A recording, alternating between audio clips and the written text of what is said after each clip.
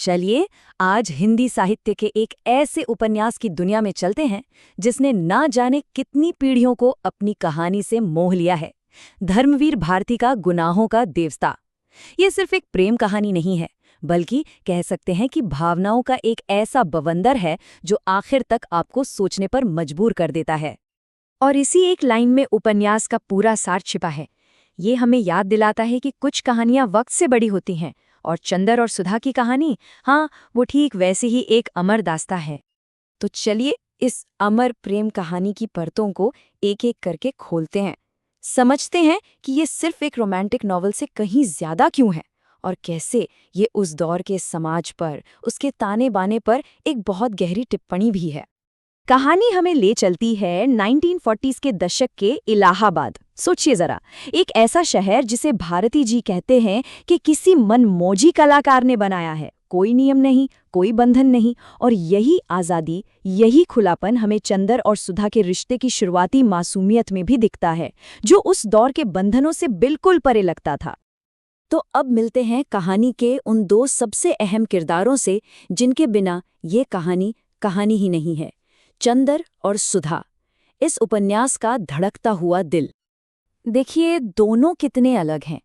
एक तरफ है चंदर, एक आदर्शवादी गंभीर स्कॉलर जो हर चीज को सही गलत के तराजू पर तौलता है, और दूसरी तरफ है सुधा, जिसकी चंचलता और मासूमियत किसी का भी दिल जीत ले। मतलब जमीन आसमान का फर्क। और शायद यही फर्क उनके रिश्ते को और भी गहरा और दिलचस्प बनाता है। सुधा की ये मासूमियत तो देखिए, उसे पता है कि चंदर उसकी कोई बात टाल नहीं सकता और वो कितनी आसानी से ये जिम्मेदारी उसी पर डाल देती है। ये उनके बीच के गहरे विश्वास को दिखाता है, उस सहजता को जहाँ कुछ कहने या मांगने की जरूरत ही नहीं पड़ती। उनकी रोजमर्रा की जिंदगी ऐसे ही छोटे छोटे मजेदार पलों से भरी थी। चंदर को सुधा के हाथ की चाय इतनी पसंद थी कि वो ये भी भूल जाता था कि अरे इसमें चाय से ज्यादा तो दूध है।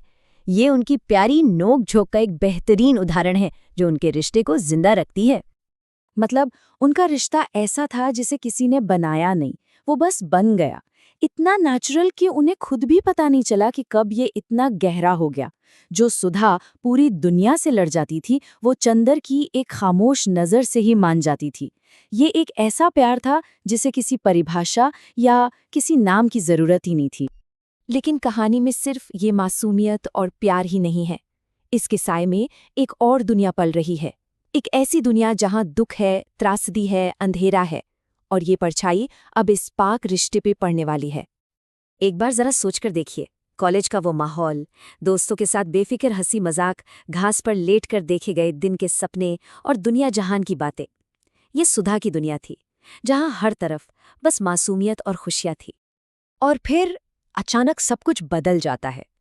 कहानी हमें उस चमकीली जिंदा दिल दुनिया से निकालकर एक ऐसी जगह ले जाती है जहां सिर्फ खामोशी है और वीरानगी।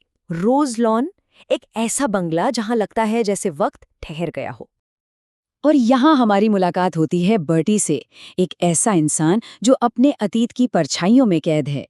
एक समय का मशहूर टेनिस खिलाड़ी आज एक टूटा हुआ इंसान है जिसे जिंदगी की त्रासदियों ने पूरी तरह तोड़कर रख दिया है। बर्टी की जिंदगी एक के बाद एक हादसों का सिलसिला रही है। एक रिश्ते में दरार से शुरू हुई कहानी बेवफाई और मौत से गुजरती हुई अपनी ही बेटी को खोने के दर्द पर आके रुक जाती है और बर्टी को हमेशा के लिए एक अंधेरे में धकेल देती है।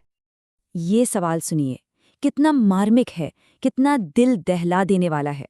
बर्टी का दिमाग ये मानने को तैयार ही नहीं है कि उसकी पत्नी जा चुकी है। वो उसे हर सुबह हर फूल में ढूंढता है, एक ऐसी उम्मीद में जो कभी पूरी नहीं हो सकती। और इसी अंधेरी दुनिया में एक और किरदार है, बर्टी की बहन पम्मी। पम्मी एक ऐसी महिला है जिसे जिंदगी ने इतने धोखे दिए हैं कि अब उसे प्यार और रोमांस जैसी भावुक बातों से नफरत हो गई है। पम्मी का ये कबूलनामा एकदम शौका देता है। ये हमें दिखाता है कि प्यार से मिला दर्द इंसान को कितना कठोर, कितना कड़वा बना सकता है। ये सुधा के निस्वार्थ प्यार के बिल्कुल उलट एक तस्वीर है जो कहानी को एक नया और बहुत ही उलझा हुआ मोड़ देती है। तो अब जब हमने इन दोनों अलग अलग दुनियाओं को देख लिया है, मासूमियत और त्रासदी को, तो चलिए उपन्यास के सबसे बड़े सवाल की ओर बढ़ते हैं। आखिर गुनाहों का देवता कौन है? ये उपन्यास चंदर के जरिए हमें प्यार के दो बिल्कुल अलग, एक दूसरे से टकराते हुए रूप दिखाता है और उसे इन दोनों के बीच कहीं खड़ा कर देता है। एक तरफ है सुधा का प्यार, जो सुबह की पहली किरण की तरह पाक और निस्वार्थ है, और दूसरी तरफ है बर्टी और पम्मी की दुनिया का जुनून, जो एक तूफानी रात की तरह दर्दनाक, टूटा हुआ और तबाह कर देने वाला है।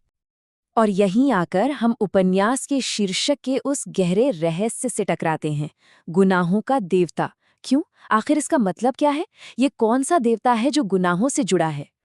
क्या ये गुनाह उन किरदारों का था जिन्होंने समाज के नियमों के आगे घुटने टेक दिए, या फिर उस समाज का जिसने एक इतने पाक रिश्ते को कोई नाम देने की इजाजत ही नहीं दी?